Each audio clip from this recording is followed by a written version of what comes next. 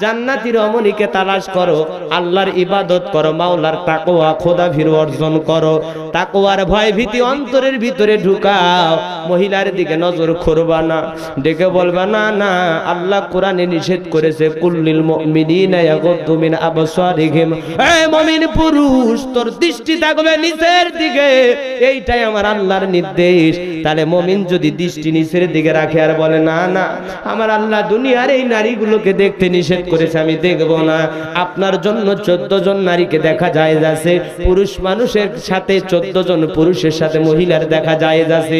এই যে আলোচনাগুলো সারা জীবন বক্তারা ওয়াজ করলো, এরপরে যুবক বিয়ে করার আগে বন্ধুকে নিয়ে বলে দোস্ত রে, আজকে তোমার মালটা দেখতে যাব, তুই কি আমার সাথে যাবি? আছে না ভাই? মানে বউ দেখতে যাবি, পাত্রী দেখতে যাবি, কাক ডাকতেছে দোস্ত। দোস্ত চেনেন আপনারা? একবার বন্ধুকে নিয়ে যায়, আর একবার দুলে ভাইকে নিয়ে যায়, বিয়ে ও করবে না দুলে ভাই। শরীয়ত কিভাবে পাত্রী দেখার নির্দেশ দিয়েছে, এই যে আলেমের কাছ থেকে জেনে নেবেন সুন্নতি তরিকায় পাত্রী দেখা লাগে কেমনে। তোমরা তো এই নিয়ম কানুন গুলো মানবা না, মানে বিয়ের আগেই 4-5 বার শ্বশুর বাড়িতে খাওয়া শেষ, এরপরে লেনদেন দর কষাকষি শুরু হয়, কি কি দিবে। ছেলে তো পুরোটা ফোকননি, বোঝেন না, যদিও মাস্টার্স পাস কমপ্লিট করে আসছে, সব চাকরি বাকরি পাইছে, এত কিছু পাওয়ার পরে ছেলের বাবা এখন আসলে আমার তো কিছু প্রয়োজন নাই, ছেলে তোমার চাকরি করে, তেমন কিছুর প্রয়োজন নাই, একটু খাটটা ছেলের একটা দামি কিনি নাই, আমি মনে করছি শ্বশুর বাড়ি থেকে পাবেই, খাটটা একটু দামি দিলেই চলবে। সোফাটা অবশ্য ওটা আমার মেয়েকে দেওয়ার কথা, ওর ঘরে আছে এখন, তো আপনার একটা সোফা দিলে আর সমস্যা নাই ইনশাল্লাহ। এই আর তেমন কিছু লাগতেছে না, ছেলে তো প্রত্যেকদিন চাকরিতে যায়, একটা ডিসকভার গাড়ি হলে খুব ভালো হয়। এত জানেন তো ডিসেল লাইনের যুগ, একটা তো এলইডি টিভি লাগবেই। পাশাপাশি আর একটা কথা বলতে চাচ্ছিলাম, বিয়ে কি মান মনে করেন, ছেলেটা তো চাকরি দিতে 15 লাখ টাকা ঘুষ দেওয়া লাগছে, 10 লাখ টাকা আমি পরিশোধ করছি, আর 5 লাখ টাকা বাকি আছে, এই মোটামুটি আর কি আছে না নাই? মন খারাপ করছেন ভাই? ওয়াজ কি করবো না বন্ধ করবো? কারা কারা 2 চেপে 2 হাত তুলে বলেন চলবে? লিল্লাহি তাকবীর, হাত নামান। বাজান আমার গভীর মনোযোগ দিয়ে শুনবেন, ওই জান্নাতের ভিতরে যদি আপনার স্ত্রীও জান্নাতি হয়, ওই জান্নাতি হুরদের চাইতে যে বউটা দুনিয়ার জমিনে কালা ছিল গো, তেমন সুন্দরী ছিল না। চোখটা একটু টেরা, নাকটা একটু ভোঁসা, ভোমার চুলগুলো ছিল এলোমেলো। আমার ভাইয়েরা, এই জায়গা একটা ছিল দত, অথবা এই জায়গাতে ছিল একটা তিল। যেই বউকে দেখে আপনি সর্ব অবস্থায় ফিরেছিলেন গাল গাল বন্ধু দিয়েছিলেন, ওই স্ত্রী যদি জান্নাতি হয় আমলের কারণে, এতগুলো হুর দেখেছেন, ওই সবগুলো হুরের চাইতে আল্লাহ পাক আপনার সেই দুনিয়ার স্ত্রীকে এত সুন্দর বানায়া দেবে, এত সুন্দর বানায়া দেবে, সমস্ত হুর আপনার স্ত্রীর কাছে ফেল থাকবে না, তাদের কোনো বেল। আপনি তখন ডেকে বলবেন রহিমা দূরে কেন, আই লাভ ইউ, তুমি আমার বুকে আসো, কোন সুবহানাল্লাহ। এজন্য স্বামী স্ত্রী দুইজনে আমল করতে হবে। মা আপনিও আমল করবেন, আপনার স্বামীও আমল করবে। সম্মানিত ভাইয়েরা আমার, লম্বা কথা আমি লম্বা করব না, চলুন আলোচনায় যাই। বাজান আমার, যে কথা আমি আপনাদের সামনে আজকে তুলে ধরতে চাই, কথা বলবো নাকি ছেড়ে দেব ভাই? চলুন না আলোচনা করা যাক। আমার আল্লাহ বলেন ইন্নাল্লাযীনা ক্বালু রাব্বুনা আল্লাহ, নিশ্চয়ই যারা বলে আমি তাদের রব। আমাদের রব কে? একটা যুবকেরা গান গায়, আছে না নাই?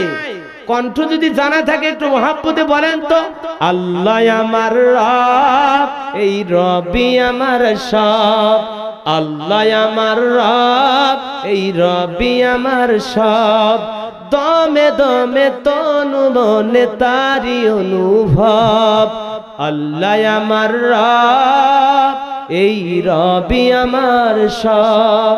তোমার দুনিয়াতে আমি যেদিকে তাকাই, অতই নিয়ামতে ডুবে আছি যে সবাই। আল্লাহু আকবার। তাহলে অন্তরের ভিতরে কার ভয়? আল্লাহ। সম্মানিত ভাইরা আমার, ইন্নাল্লাযীনা ক্বালু রাব্বুনা আল্লাহ, নিশ্চয়ই যারা বলে আমাদের রব হলো আল্লাহ, সুম্মাস্তাকাম, এতঃপর অবিচল অটল থাকে। হযরত আবু বকর সিদ্দিক রাদিয়াল্লাহু তাআলা আনহু এবং হযরত ওসমান রাদিয়াল্লাহু তাআলা আনহু তাফসিরে মাযহারিতে যেই কথাটা বলেছেন বাজান, আবার তাফসিরে ইবনে কাসিরের মধ্যে কথাটা আছে, তাফসিরে মাআরিফুল কোরআনের মধ্যে কথাটি আছে। সম্মানিত ভাইরা আমার, তাফসিরে ইবনে কাসিরের ভিতরে আছে, তাফসিরে বাইজাবিতে আছে, তাফসিরে তাবারিতে আছে, তাফসিরে ফি জিলালিল কোরআনের মধ্যে আছে, তাফসিরে তাফহিমুল কোরআনের মধ্যে আছে। বন্ধুগণ আমার, ওখানে বলা হয়েছে হযরত উসমান আর আবু বকর যে কথা বলেছেন, সুম্মাস্তাকামু, অবিচল অটল থাকা মানে আল্লাহর পথে থেকে খাঁটি আমল করা। জোরে কোন সুবহানাল্লাহ। বিশ্বনবীর প্রিয় সাহাবী হযরত ওমর ফারুক রাদিয়াল্লাহু তাআলা আনহু তাফসিরে বাইজাবিতে, তাফসিরে মাযহারিতে যেই কথাটা লেখা আছে বাজান, তিনি বলেছেন আল্লাহর বিধি বিধানকে শ্রীগলের নাই, শ্রীগল যেইরকম বেঁধে রাখলে এদিক সেদিক ছোটাছুটি করার কোনো উপায় নাই, আল্লাহর বিধি বিধানকে ওইরকম ভাবে মেনে নেওয়ার নাম হলো ইস্তেকামাত থাকা, সুম্মাস্তাকামু, অবিচল থাকা। জোরে কোন সুবহানাল্লাহ। আমার ভাইরা, তাহলে এই পৃথিবীর জমিনে আল্লাহ পাক সুবহানাহু ওয়া তাআলা বললেন আমি তোমাদের রব। যারা বলে আমি তাদের রব, আমার আল্লাহ তাআলা রব, এই প্রশ্নটা আল্লাহ পাক সুবহানাহু ওয়া তাআলা রূহের জগতে প্রশ্ন করে বলেছেন আনাস্তু বিরব্বিকুম, আমি কি তোমাদের রব নই? আমরা সেদিন উত্তর করে বলেছি ক্বালু বালা, অবশ্যই আপনি আমাদের রব। জোরে কোন সুবহানাল্লাহ। এই পৃথিবীর জমিনে সর্বপ্রথম আল্লাহ পাক যেই ওহী নাজিল করেছেন আপনার আমার নবীজির পড়ে, কোরআনুল কারীমের ওই যে বাল হুয়া কুরআনুম মাজিদ ফি লাউহিম মাহফুজ, ওই লাউহ মাহফুজ থেকে কোরআনের যেই স্বর্ণ আয়াত এসেছে ইকরা বিসমি রাব্বিকাল্লাযী খলাক, এখানে রব শব্দ আছে না নাই? পড়ো তোমার রবের নামে যিনি তোমাকে সৃষ্টি করেছেন। তাহলে নামাজের কথা আগে নয়, হজের কথা আগে নয়, যাকাতের কথা আগে নয়, দান খয়রাতের আগের কথা নয়, পর্দার কথা আগে নয়, আগে কথা হলো ইকরা, পড়ো, জানো, জ্ঞান অর্জন করো। কথা বলেন ঠিক না ঠিক? আজকে কোরআনের এই আয়াতটাকে অপমান করা হচ্ছে, কি করা হয়? কথা বলে না। কোরআনের এই আয়াতটাকে ইকরা বিসমি রাব্বিকাল্লাযী খলাক, মনে করেন কেজি স্কুল, কি স্কুল? কেজি স্কুল, বিভিন্ন স্কুল কোচিং সেন্টার আছে না নাই ভাই? এরা অ্যাড করে না, অ্যাড করে, বোঝেন তো? অ্যাডভার্টাইজ, বোঝেন তো? এই যে অ্যাড করে, মাইকে বলতেছে বিসমিল্লাহির রহমানির রহিম, ইকরা বিসমি রাব্বিকাল্লাযী খলাক, পড়ো তোমার রবের নামে যিনি তোমাকে সৃষ্টি করেছেন। সুপ্রিয় এলাকাবাসী, ভর্তি চলিতেছে, ভর্তি চলিতেছে, ভর্তি চলিতেছে ঐতিহ্যবাহী জয়পুরহাটের চার মাথায় বামনপুরে একটি নতুন কেজি স্কুলে ছাত্রছাত্রী ভর্তি চলিতেছে। মনোরম পরিবেশে আপনার সন্তানকে আমাদের মতো করে আমরা গড়ে তুলতে চাই। আপনার সন্তান ইংরেজিতে পারদর্শী হবে, আপনার সন্তান বাংলা লেখায় পারদর্শী হবে, সন্তান আপনার তাকে ভালো মানুষ ভাবে গড়ে তোলার দায়িত্ব আমাদের। এলাকাবাসী, আসন সংখ্যা সীমিত, অতি দ্রুত ভর্তির তারিখ 1 ডিসেম্বর, ক্লাস শুরু হবে 1 জানুয়ারি। আল্লাহ হাফেজ। এই কথা বলার পরে গান শুরু হয়ে যায়, বিদ্যালয় মোদের বিদ্যালয়, এখানে সভ্যদারি ফুল ফোটানো হয়। প্রথম কোরআনের আয়াত দিয়ে আয়াত শুরু করলো, এরপরে সৈয়দ আব্দুল হাদির গান দিয়ে শেষ করলো। তার মানে বোঝা যায় মুনাফিক চেনার জন্য আমার ভাইরা যন্ত্রপাতি আবিষ্কার করার দরকার নাই। যার মেমোরিতে একই সময়ে কোরআনের আয়াত তিলাওয়াত করে অর্থ করলো, আবার শেষে গান ঢুকায়া দিল, এরাই হলো মুনাফিক চরিত্রের মানুষ। কথা বলেন ঠিক না ঠিক? কোরআনের আয়াত যখন ঢুকাইছো শেষে সঙ্গীত লাগাইয়া দাও, ইসলামী সঙ্গীত নাই। আর আয়াত যখন ঢুকাইবা না, তাহলে তুমি গান দিবা না, কি দিবা? তোমার মন যা চাই তাই দাও। আজকে গোলাম রব্বানি এই কথা বললে যদি কারো মন খারাপ হয়, ওতে আমার করার কিছু নাই। আপনাদের বিরুদ্ধে তোমরা যারা কোরআনকে তামাশা করতেছো, কোরআনের কিছু আয়াত মানো, কিছু আয়াত মানো না, কোরআনকে রং তামাশা হিসেবে ব্যবহার করতেছো, তাদের বিরুদ্ধে আল্লাহ রাসূল মামলা দায়ের করবে। সূরা ফুরকান আয়াত নাম্বার 30। অকালার রাসূলু ইয়া রাব্বি ইন্না কওমি ইত্তাখাযু হাযাল কুরআনা মাহজুরা। আল্লাহু আকবার। রাসূল সেদিন ডেকে বলবেন, হে আমার রব, ইন্না কওমি ইত্তাখাযু, আমার কওমের মধ্য থেকে কিছু লোকেরা হাযাল কুরআনা মাহজুরা, কোরআনটাকে তামাশা রূপে গ্রহণ করেছিল, ঠাট্টা বিদ্রূপ করেছিল। পাশেই কোরআনের মাহফিল চলেছে, চাই স্টলে আড্ডা দিয়েছে, কোরআনের কথাগুলো শুনে নাই। ভালোভাবে তাফসীর মাহফিলের আয়োজন করা হচ্ছে। সাদা টাকা চাইতে গেলে কপাল পরা সাদা টাকা দেয় না, বরং ওই টাকা দিয়ে বিড়ি সিগারেট টানছে, আছে না নাই? ওই টাকা দিয়ে ও যদি শুনছে, ওরে বাবা গোপীনাথপুরের মেলাতে হই হই কাণ্ড রই রই ব্যাপার, রাত 12টায় ডান্সার যাত্রা বলছে চলিতেছে, হই হই কাণ্ড রই রই ব্যাপার, রাত 12টায় ডানা কাড়া পরি ডান্স, এগুলো দেখার জন্য 500 টাকা টিকিট কেটে মুরব্বি আঙ্গর মাছের মতো থাকে। এরকম বেয়াদব মার্কা মুসলমান আছে না নাই? আর কোরআনের মাহফিলের জন্য টাকা চাইলে 60 টাকা পকেট থেকে বের করে। ওরে কুদ্দুস, মরবা না, টের ভাবানি। এগুলো বাস্তব। তাফসীর মাহফিল লিখছেন ভাই, আমি কি গল্প শুরু করব? ঘটনা, প্রত্যেকটা কথাই দলিল দিচ্ছি না বাবাজি। ওয়াজ তো চলতিছে, আপনারা বিরক্ত হচ্ছেন নাকি ভাই? আমার ভাইরা, খালি ওয়াজ করলে হবে না, অন্তত ব্রেনটাকে ওয়াশ করতে হবে, যেন বোঝেন যে গোলাম রব্বানী হুজুর যা বলেছে প্রত্যেকটা কথাই কোরআনের দলিল দিয়ে বলেছে এবং প্রত্যেকটা কথা বাস্তবতার সাথে মিল আছে। আজকে তুমি এমন মুসলমান হয়ে গেছো, কোরআনের আয়োজন দেখলে তোমার নাক সিটকাও, গা জ্বালা পোড়া হয়। এগুলো তাফসীর মাহফিল দিয়ে লাভ কি? বক্তা তাজা, ডেকোরেটর আলা তাজা, আমরা শালা খাজা।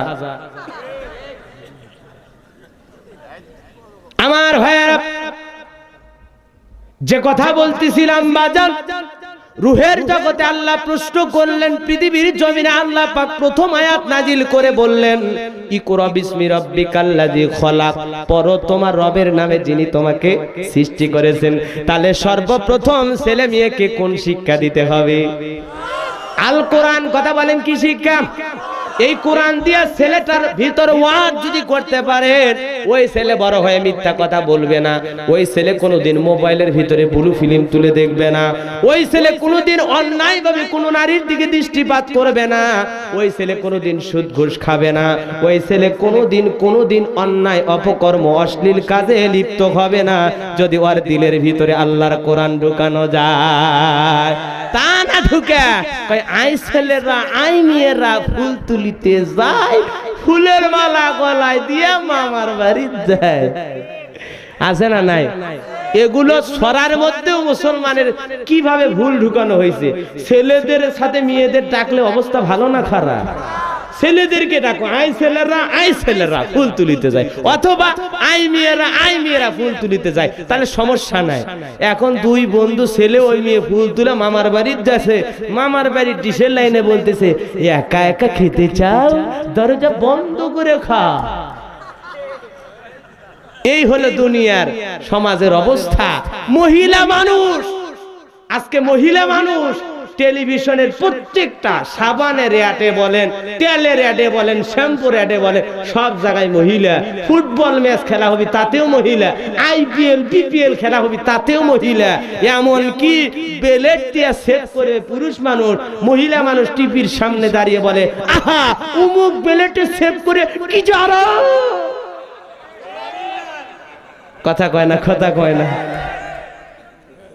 আপনারা মনে খুব রাগ করেছেন, সমস্যা নাই। দাওয়াত জীবনেও যদি জয়পুর হাটে না পায়, তারপরে ওয়াজ চলবে ইনশাআল্লাহ। দেখতেছেন দোকান ছোট, বেচা কিনা আল্লাহর রহমতে খুবই ভালো, ডায়েরি ফাঁক ফুক নাই। কোন সুবহানাল্লাহ। আগামী বছরের 49টা দাওয়াত নিয়েছি, আর টেনশন আছে? আসেনি সাল। আবার এগুলো শুনে কেউ আবার কালকে মোবাইল করে কবে না, হুজুর বাঁচবেন কিনা আগে নিলেন, এরকম বাটপার আছে না? আরে সেটা আমি বুঝবো। আমি যে বছর মারা যাবো হয়তো বা সে বছর অগ্রিম দাওয়াত নাও নিতে পারি। আল্লাহকে এরকম খেলা খেলাইতে পারে না। কথা কি বোঝেন? অথবা মরার আগে ওয়াজ করার মনে করেন অগ্রিম দাওয়াত নেওয়ার 2 বছর আগে হয়তো আমি অসুস্থ হয়ে গেলাম, তো কিভাবে যাব, কোন ভাবে যাব, এটা আমি জানি, আমার আল্লাহ জানে।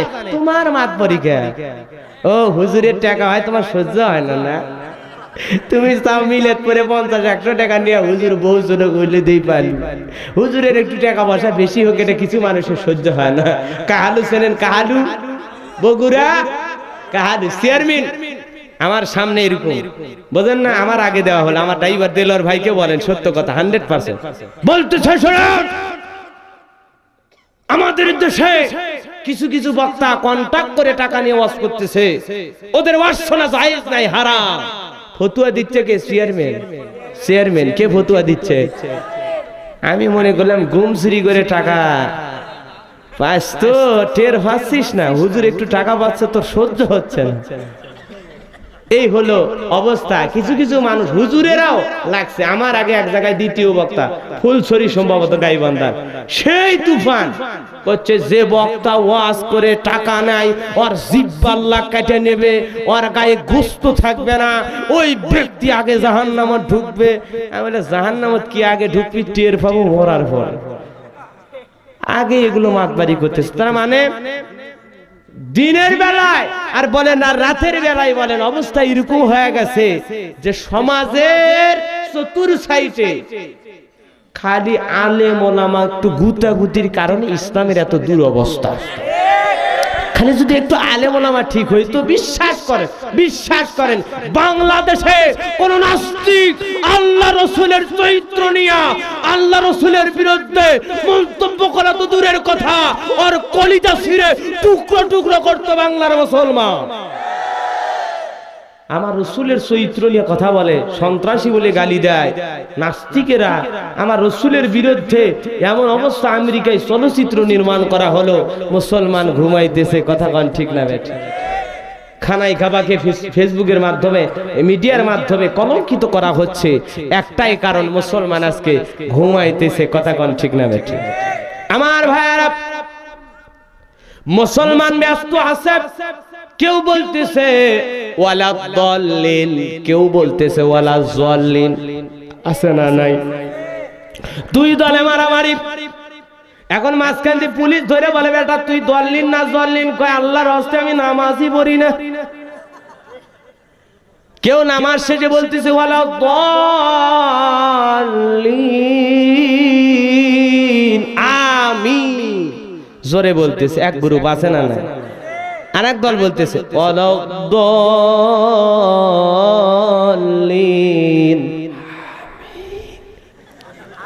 এই গ্রুপ আছে না নাই? আচ্ছা, আমিন তো দুই গ্রুপে বলে, এক গ্রুপ একটু ভলিউম জোরে দিয়েছে, আর এক গ্রুপ একটু আস্তে দিয়েছে। কেউ একটু ভলিউম বাড়ান, আর কেউ একটু কমান। গুতাগুতি কে? কথা কয় না। এই হলো মুসলমান। নামাজের পরে দোয়া করবে কিনা এই নিয়ে ব্যস্ত। সূরা কারাইত পড়লেন, আসসালামু আলাইকুম, আসসালামু আলাইকুম, নামাজ শেষ। দোয়া নামাজের অংশ নয়। ইয়া আইয়ুহাল্লাযীনা আমানুস্তাঈনু বিস-সাবরি ওয়াস-সালাহ, হে ঈমানদারগণ, তোমরা নামাজের মাধ্যমে ধৈর্য সহকারে কার কাছে সাহায্য প্রার্থনা করো। কথা কয় না। তাহলে নামাজের মাধ্যমে ধৈর্য সহকারে আল্লাহর কাছে সাহায্য যদি চাওয়া লাগে, বিপদে আপদে বালা মুসিবতে বান্দা কার কাছে হাত তুলবে? তোমার মন চায় না তুমি কিয়ামতের আগ পর্যন্ত দোয়া করো না, আপত্তি নাই। মারামারি কেন? গন্ডগোল করাটাই খারাপ। দোয়া কে করবে আর কে করবে না, দুই গ্রুপ ভাগ হয়ে গেছে, ঠিক আছে, তুমি দোয়া করো, আপত্তি নাই। তুমি করো না, কিন্তু মারামারি কে? এই নিয়ে মসজিদ আলাদা, সমাজ আলাদা, গ্রাম আলাদা, একটা জায়গায় 4-5টা মসজিদ হচ্ছে, মুসল্লি একটা তো নেই। মুয়াজ্জিন আযান দেবে, এরকম ব্যক্তি খুঁজে পাওয়া যাচ্ছে না। মুসলমান তামাশা শুরু করেছে। এই হলো আমাদের অবস্থা। এগুলো কি গোলাম রব্বানী অবাস্তব কোনো কথা বলতেছে? হ্যাঁ, এরকম আলাদা হচ্ছে না ভাই? তা আমাদের ঐক্যের প্ল্যাটফর্ম গড়ে তুলতে হবে। দোয়া আমরা সবাই করব, নবী রাসূলেরা দোয়া করে গেছে। কথা কি বোঝেন? আল্লাহ ওয়ালারা চোখের পানি ছেড়ে দিয়ে সারা রাত সিজদায় পড়ে আল্লাহর দরবারে কেঁদেছে। আর তুমি কাঁদো না, তুমি হুজুরের এতই অহংকার ঢুকে গেছে। কথা কোন ঠিক না বেঠিক? কেউ নূরের তৈরি, কেউ মাটির তৈরি। আচ্ছা বলেন তো, মরণের পরে এটা কি প্রশ্ন করা হবে রসুল কিসের তৈরি ছিল? এইটা নিয়ে মারামারি কেন? কি বক্তা, ডিজিটাল বক্তা, ওয়াজ করতে করতে আল্লাহ রসুলকে যারা নূরের তৈরি কয় না, কাফের। ওয়াজ করতে করতে মাইক টাইক সব ফেলে দিচ্ছে, মানুষ আবার জুতের বাড়িও মারছে। আসেন না, আসেন ফেসবুকে দেখেন না, ইন্টারনেটে দেখেন না বাজার। এই হলো সমাজের গুতাগুতির অবস্থা। কেউ দরবার নিয়ে ব্যস্ত, কেউ সরকার নিয়ে ব্যস্ত। কথা কি বোঝেন না? আর আমার মতো কিছু যদি আলেম ওলামা, দরকারি আলেম, বোঝেন না? সরকারি আলেম, দরবারি আলেম, দরকারি আলেম। আলেম হলো কয় প্রকার? 3 প্রকার। দরকারি আলেম যারা, এরা আন আকিমুদ্দিন, আল্লাহর জমিনে দিন কায়েমের আন্দোলন করে। এরা চায় জমিন আল্লাহর, আইন চলবে আল্লাহ। আলা লাহুল খালকু ওয়াল আম, সৃষ্টি যার, আইন চলবে তার। এর পক্ষে এরা স্লোগান দেয়। কথা কোন ঠিক না বেঠিক? এরা হলো দরকারি আলেম। এদের দিলের মধ্যে একটাই বাসনা, আমার একটা স্বপ্ন পূরণ করো ও গো দয়াময়, তোমার পথে চলতে গিয়ে মরণ যেন হয় আমার। একটা স্বপ্ন পূরণ করো ও গো দয়াময়, তোমার পথে চলতে গিয়ে মরণ যেন হয়। আমি অটল যেন থাকতে পারি আল কোরআনের সাথে, ধৈর্য নিয়ে ডাকতে পারি দিন কায়েমের পথে। আছে না নাই? আছে না নাই? এই স্লোগান যারা দেয়, এইভাবে যারা ডাকে, এরাই হলো দরকারি আলেম। এদের সমাজে দরকার আছে, ঠিক না ঠিক? আর যারা দরবারি আলেম, দরবার নিয়ে বসে আছে নিজেকে জাহির করবার জন্য, ওই যে গিয়াসউদ্দিন তাহিরি নামের একজন পীর বাবা আবিষ্কার হইছে, নিজের নামে নিজেই গজল কয়ার, নিজেই লাভ হয়। আছে না নাই? ও এরকম গজলের টান দেয়, কয় তোমায় ডাক দিলে তাহিরির দিকে চাইও রে ও মুর্শিদি রে, ধীরে ধীরে ধীরে ধীরে আইও রে। এইভাবে নিজের নামে নিজেই গান গায়। আছে না নাই? আবার ওই যে যারা 8 রশি ধরেছে, 8টা জান্নাতে ঢুকবে, 8 রশি যারা বাবা ধরেছে, ওদের যে জিকির রে বাবা, বাংলাদেশের সব পীরের জিকির ফেল ওদের কাছে। কই আমি ডুব দিয়াছি প্রেম দহরিয়ায়, বাবার সন্ধান। কি টান! আর কিছুগুলো সাইডে থাকে, ওরা খালি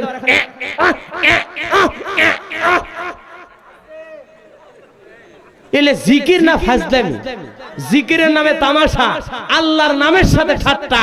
কথা কোন ঠিক না বেঠিক? জিকির হবে আল্লাহর নামে।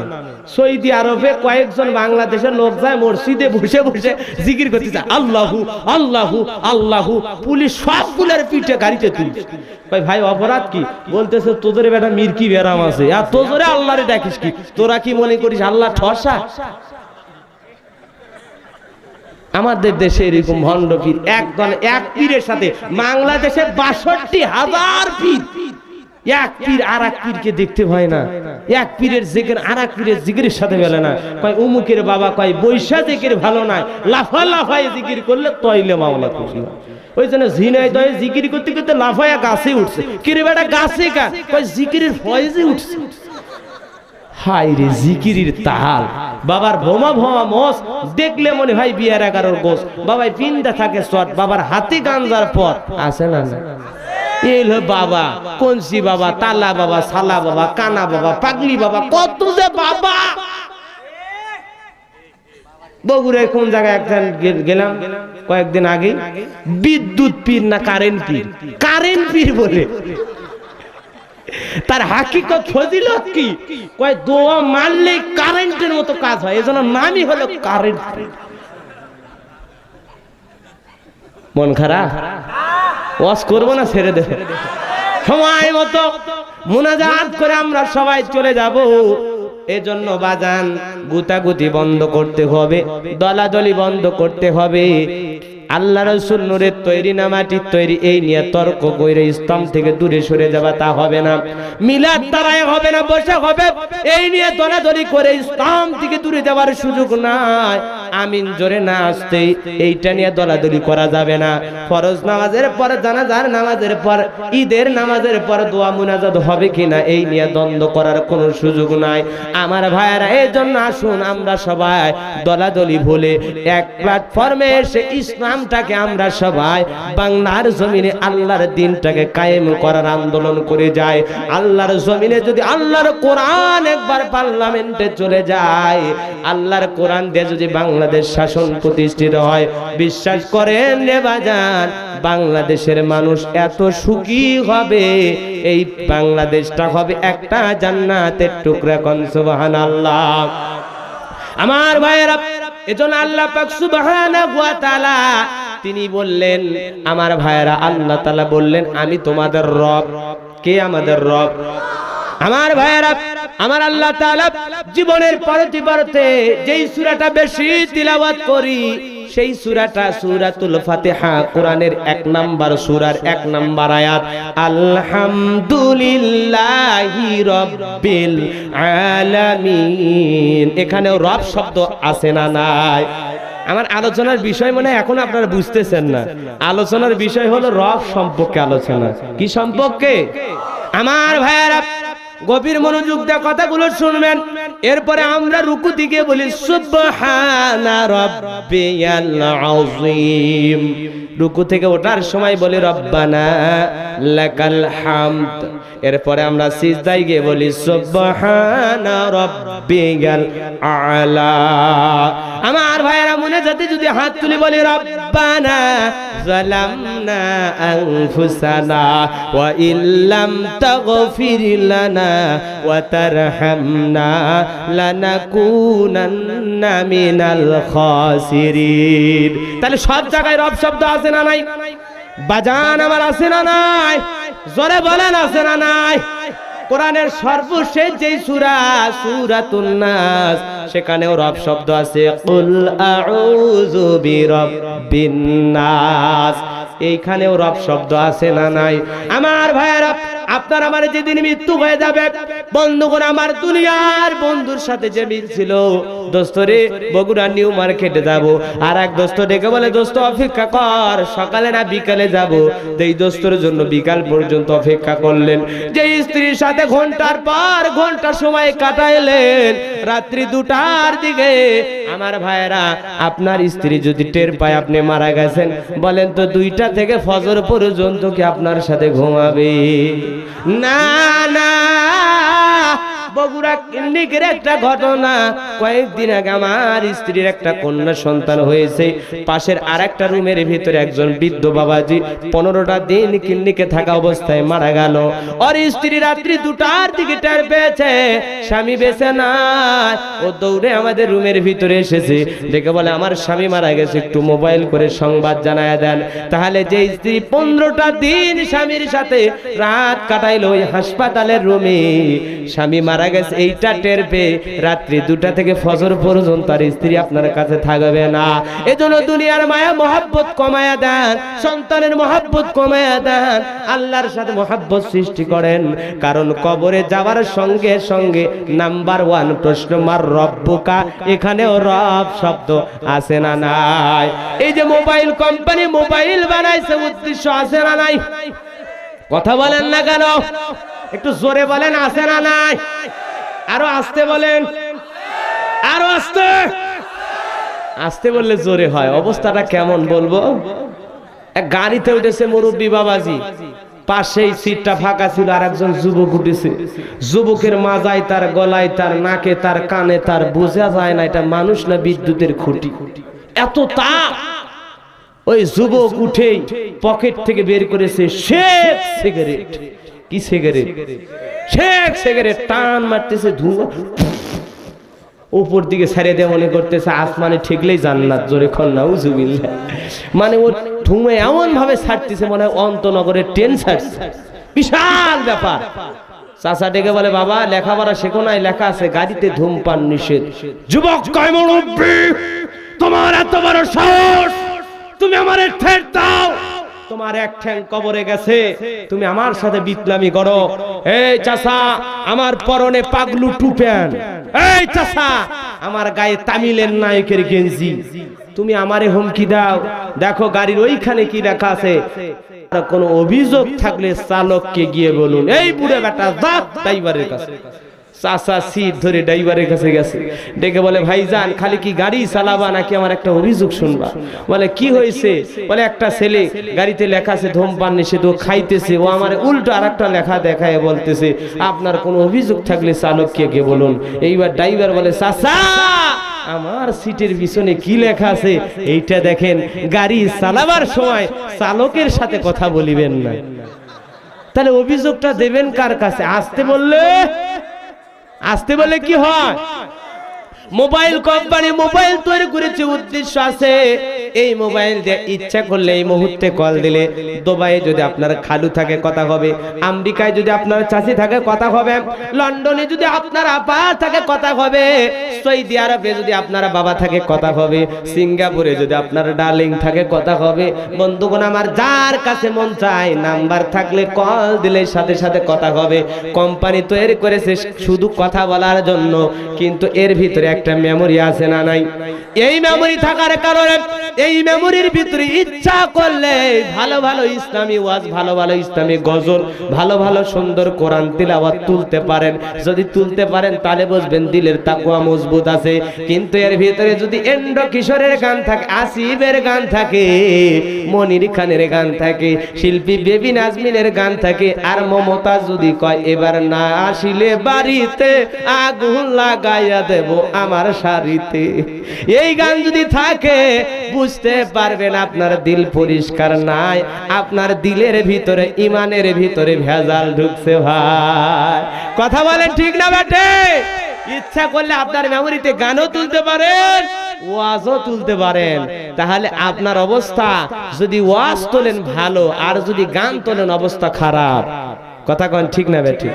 তাহলে মোবাইল কোম্পানির উদ্দেশ্য আছে এই যে ডেকোরেটর আলা ভাই মাইকটা লাগাইছে সুন্দর করে আওয়াজ যেন শুনতে পান, এই যে লাইট লাগানো হয়েছে আলো দিয়ে যেন আপনাদের চেহারা আমি দেখতে পাই, এই যে পোস্টার করা হয়েছে কত তারিখে মাহফিল করা হবে, এই যে প্রত্যেকটা কাজের এক একটা উদ্দেশ্য আছে। আল্লাহ পাক যে আপনাকে আমাকে সৃষ্টি করেছেন, আল্লাহ পাকের উদ্দেশ্য আছে।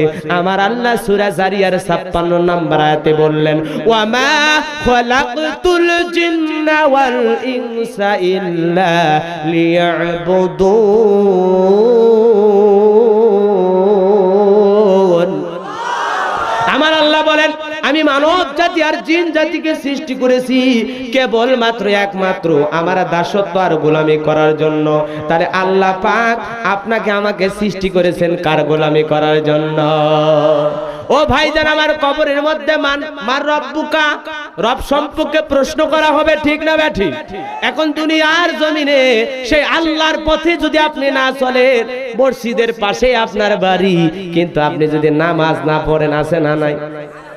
ওই যে জব্বার চাচা ওই গ্রামের একটা কোনাতে বাড়ি, কি ঠান্ডার মধ্যে half kilometre 1 kilometre, half kilometre বা 1 কিলোমিটার দূরে সরে আসলো, এসে মসজিদের ভিতরে প্রবেশ করে নামাজ পড়লো। আর মসজিদের বাড়িতে আজান জোরে হয় দেখে তুমি কালে লেপ ঠাসি মারো, আছে না না? এই জন্য তাকওয়া আলাদা জিনিস। আল্লাহ খোদা ভীরু এগুলো অর্জন করতে হলে নিজের সৎ ইচ্ছা লাগবে, সৎ নিয়ত থাকা লাগবে। কথা বলেন ঠিক না ব্যাঠি? আপনারা মনে হয় বিরক্ত হয়ে যাচ্ছেন, মন খারাপ করতেছেন। হুজুর একটা ঘটনা ধরেন। ঘটনা ধরার ইচ্ছা ছিল ভাই, কিন্তু সময় স্বল্পতার কারণে আমি ঘটনার দিকে যাব না, কোরআন থেকেই কথা বলতে চাই। আপত্তি কি আছে ভাই? আমাকে বলা হয়েছে একটু মহিলাদের ওয়াজ করতে হবে। কার ওয়াজ? একটু মহিলাদের ওয়াজ হোক। আপনারা চান? সবাই চান? কারা কারা চান দুটি হাত তুলে দেখান তো। লিল্লাহে তাকবীর। আল্লাহ কবুল করুন, আমিন বলেন। আমার ভাইয়েরা, রব সম্পর্কে অনেক আলোচনা আছে। রবের 1 নাম্বার অর্থ হলো রব আমাদের সৃষ্টিকর্তা। রবের 2 নাম্বার অর্থ হলো তিনি আমাদের রিজিক দাতা, ঠিক না ঠিক? কথা বলেন না কেন? আমার আল্লাহ বলেন ওয়ামা মিন দাব্বাতিন ফিল আরদি ইল্লা আলাল্লাহি রিজকুহা ওয়া ইয়ালামু মুস্তাকাররাহা ওয়া মুস্তাওদাআহা কুল্লুন ফি কিতাবিম মুবিন। এই পৃথিবীর জমিনে এমন কোন বিচরণশীল প্রাণী নাই যার রিজিকের দায়িত্ব আমার আল্লাহর হাতে নাই। ওই আটলান্টিক মহাসাগরের ভিতরে হাজার হাজার ফিট গভীর পানির নিচে বালু কোনার সাথে লেগে থাকা একটা ছোট্ট প্রাণীর রিজিকের দায়িত্ব আমার আল্লাহর হাতে। কন্যা সুবহানাল্লাহ। কি বিশাল রিজিক দাতা তিনি। আল্লাহর পয়গম্বর নবী তার সুলাইমান আলাইহিস সালাম আল্লাহকে ডেকে বলেন, আল্লাহ আপনি যদি অনুমতি দেন আমি একটু আপনার সৃষ্টিকুলের মধ্যে একটা দিন মেহমানদারি করাইতে চাই। আল্লাহ ডেকে বলে, সুলাইমান তুমি পারবা না, পারবা না। আল্লাহর পয়গম্বর ডেকে বলে, আল্লাহ আমার এই ইচ্ছাটা কি আপনি পূরণ করবেন না? আল্লাহ বলে, ঠিক আছে চেষ্টা চালাও। 6টি মাস ধরে খাবার প্রস্তুত করা হলো, রান্না তৈরি করা হলো। ঠিক যেই দিন দাওয়াতের দিন, ওই দিন সমুদ্র থেকে একটা বিশাল মাছ এসেছে। ওই বিশাল খাবারের স্তূপের কাছে এসে বলে, সুলাইমান তুমি নাকি আজকে দাওয়াত দিয়েছো, সকাল বেলা থেকে আল্লাহ রিজিক বন্ধ করে দিয়েছে। ডেকে বলেছে, মাছরে আজকে খাওয়া নাই, আজকে দাওয়াত দিয়েছে নবী সুলাইমান। ও সুলাইমান নবী আমারে খাবার দাও। নবীজি ডেকে বলে, যা যা ওই খাবারের স্তূপের একটি কোণা থেকে যা মন চায় একটু খেয়ে চলে যা। আমার ভাইরা ওই খাবারের স্তূপে মুখ লাগায়া একবারে যা খাবার তৈরি করা ছিল সমস্ত খাবার এক লোকমাতেই খেয়ে ফেলেছে। কোন সুবহানাল্লাহ। নবী সুলাইমান তাকায় দেখে সর্বনাশ। মাছ ডেকে বলে, সুলাইমান আর খাবার কোথায়? বলে, বেটা 6 মাস ধরে কষ্ট করে রান্না করলাম, একবারে সব খেয়ে ফেলেছিস আমার খাবারটা। ডেকে বলে, আল্লাহর নবী রে, আমার আল্লাহ প্রত্যেকটা দিন এই পরিমাণ 3 লোকমা খাবার আমারে দেয়, কোনোদিন ধমক দেয় নাই। তার মানে রিজিকের দায়িত্ব কার হাতে? জোরে কন্যা সুবহানাল্লাহ। আমার ভাইয়েরা, এজন্য বলতেছিলাম রিজিকের দায়িত্ব কার হাতে।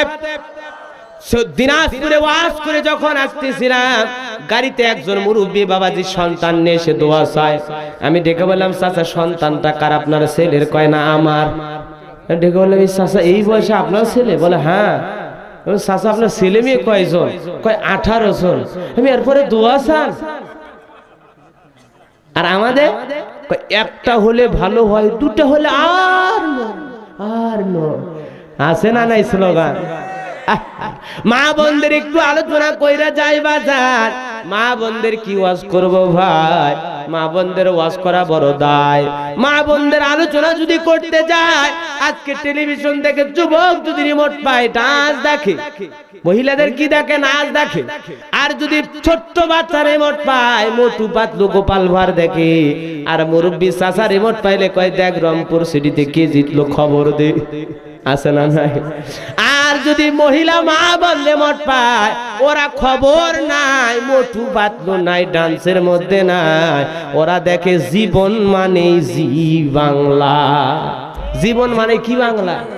এই হলে মহিলারা পর্দায় তো থাকেই না। ওরা যে কাপড়গুলো বানাইছে, এরা এখন মার্কেট থেকে জোড়া তালি দিয়ে একটা মহিলার শরীর পুরো বোরকা দিয়ে এক কালারের একটা কাপড় কিনলে শরীর ঢাকবে, ঠিক না বে ঠিক? ওই মহিলা 8-10 প্রকারের কাপড় নিয়ে আসে, একটা কাপড় এই দিকে যায় টাটা দেয়, আর একটা কয় হাই হ্যালো কিছু বলো। এইভাবে বোরকা চতুর্দিকে উড়ে উড়ে যাচ্ছে, আর মহিলা করছে যাক রাস্তার সব মানুষ আমার দিকে তাকিয়ে আছে।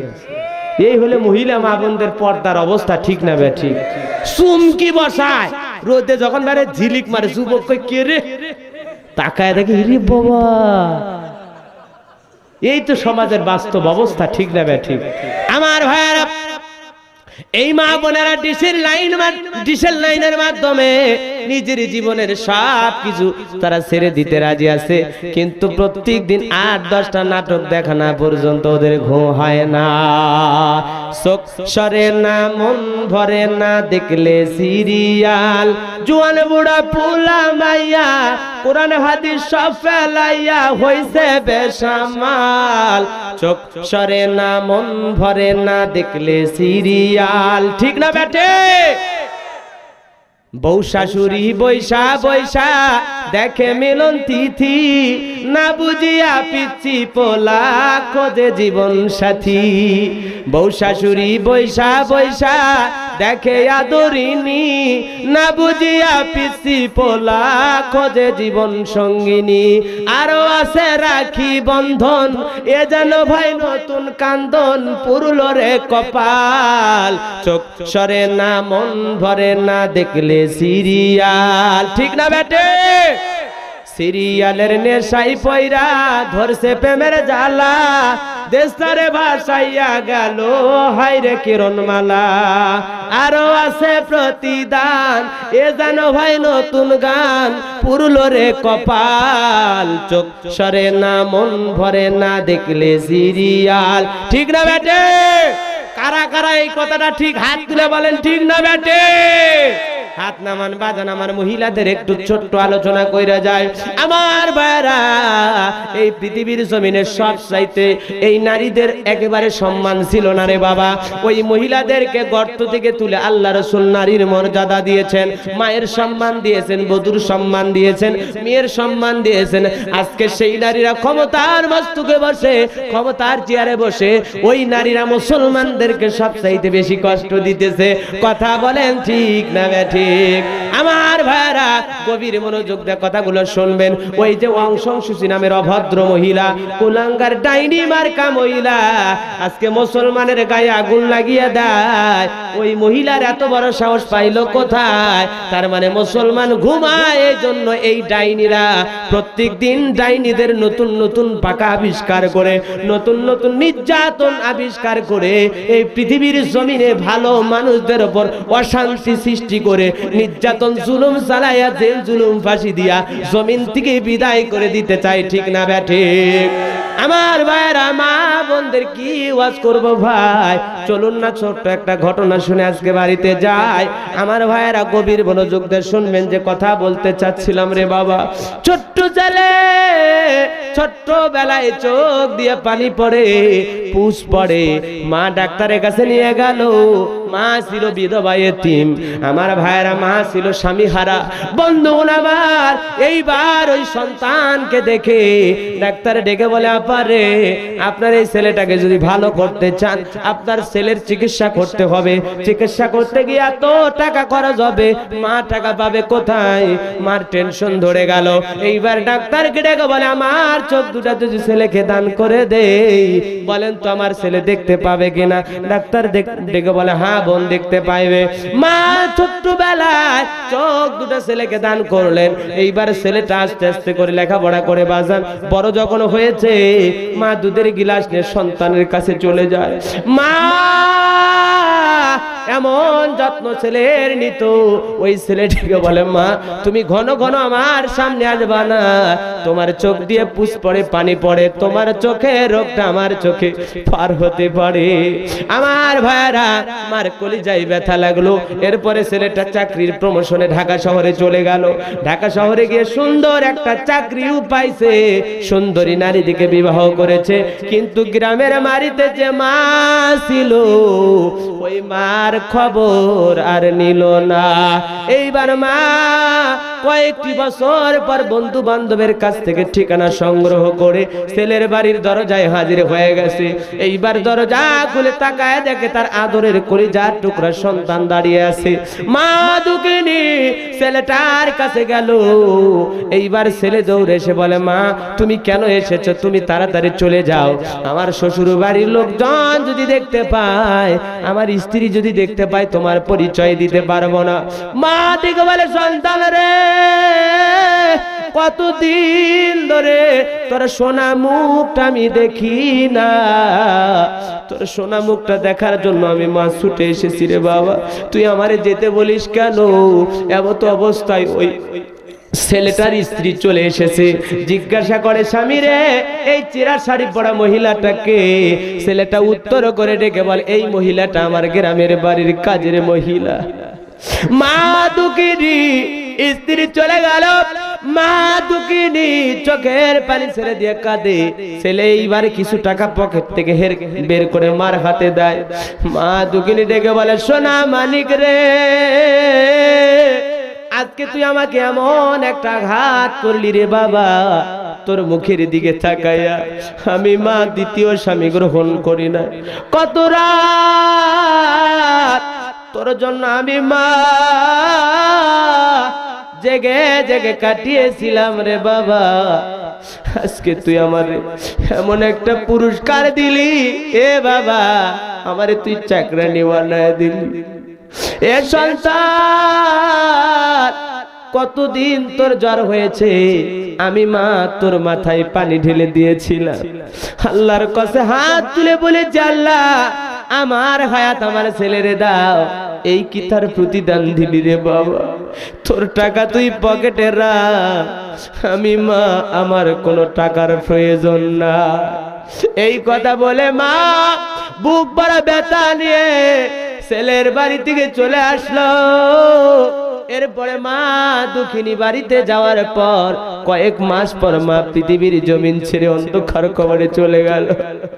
ছেলেটা চাকরির প্রমোশনে নিজের থানায় যখন চলে আসলো, এইবার মার বাড়ি দরজায় গিয়ে মা মা মা বলে ডাকে, কিন্তু মা নামের পাখি আর জবাব দেয় না।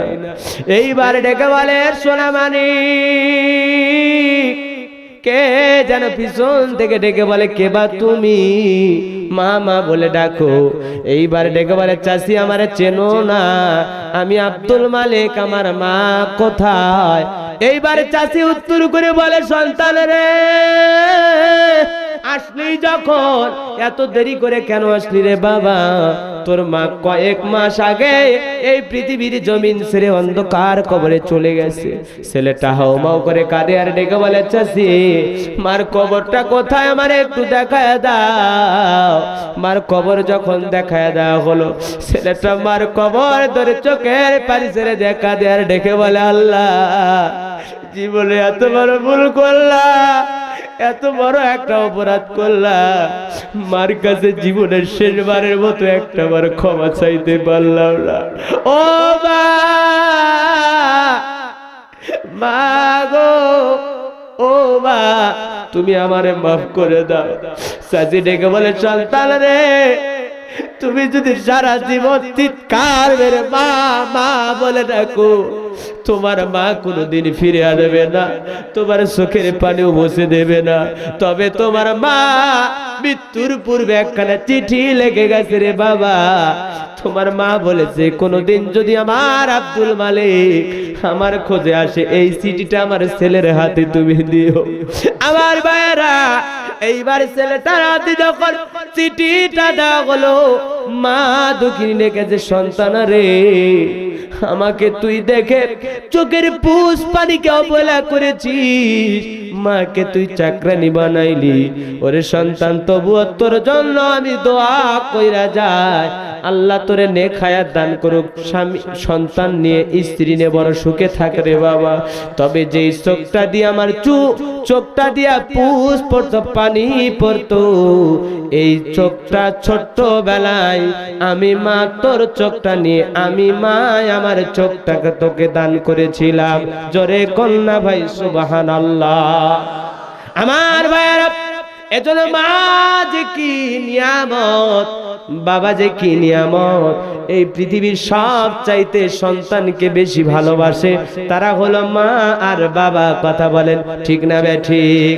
শ্বশুরের বাড়িতে যাইবেন, শাশুড়ি টাকা থাকবে জামাই প্যাকেটে করে মিষ্টি এনেছে কিনা, কিন্তু মার দরজায় যদি ঢাকা থেকে রিক্সা চালায়ও মার দরজায় যদি আসে, মা ডেকে বলবে সোনা মানিক রে, চেহারাটা কেন জানি বেজে গেছে বাবা, সকাল থেকে কি কোনো কিছু খাস নাই।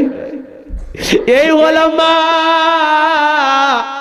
এই হলো বাবা। স্কুলে যাওয়ার সময় কতদিন বায়না করেছিলাম, বাবা আমারে 5টা টাকা দাও, কোনোদিন রাগ করে নাই, আমার হাতে টাকা দিয়েছিল, ঠিক না বেটি? আজকে সেই বাবা বৃদ্ধ বয়স হয়ে গেছে, যদি বলে বাবা ওই 4 মাথা চা স্টলে একটা চা খাবো, 10টা টাকা দে, ওই সন্তান ধমক দিয়ে বলে বুড়া বেটা টাকা চাইলেই পাওয়া যায়, প্রত্যেকদিন চা খাওয়া লাগবে কেন? বলেন ঠিক না বেটি? এ যুবক পায়ে হাত দিয়ে অনুরোধ করে গেলাম, আল্লাহ বলেন ওয়াকাদা রাব্বুকা আল্লা তা'বুদু ইল্লা ইয়্যাহু ওয়া বিল ওয়ালিদাইনি ইহসানা। আমার ইবাদত করো, আমার ইবাদতের সাথে কাউকে শরীক করো না। আমার ইবাদতের পরে তোমার দায়িত্ব হলো তোমরা সবাই পিতামাতার সাথে সুন্দর আচরণ করবা, ভালো ব্যবহার করবা। এই অর্ডারটা দিয়েছেন কি? এজন্য মা বাবার সাথে সুন্দর ব্যবহার করতে হবে, ভালো আচরণ করতে হবে। আর সবচাইতে দামি কথা, মহিলাদেরকে পর্দায় রাখতে হবে, ঠিক না বেঠিক? মা বোনদের পর্দা বেপর্দা হওয়ার কারণে আজকে পর্দার ওয়াজ করে যখন আলেম ওলামা বলে মা আপনারা হলেন তেঁতুলের মতো, তেঁতুল দেখলে যে এরকম পানি আসে জিহ্বায়, আপনারা যদি খোলামেলা ভাবে যান ওইরকম দুষ্ট লোক আপনাদেরকে দেখে আপনাদেরকে বোঝেন না কথা, আগে দর্শন তারপরেই তো ধর্ষণ। এই যে কথাগুলো যখন আলেম ওলামা বুঝায় যে মা আপনি পর্দায় থাকবেন, দেখা যায় 50 বছরের দাদি নানির গায়ে কি দিয়া বোরকা ঢাকা ঢুকা। কে দাদি এত বোরকা দিয়ে ঢাকা কেন? কয় ভাই মরণের ভয় আছে, মরা লাগবে ভাই। আর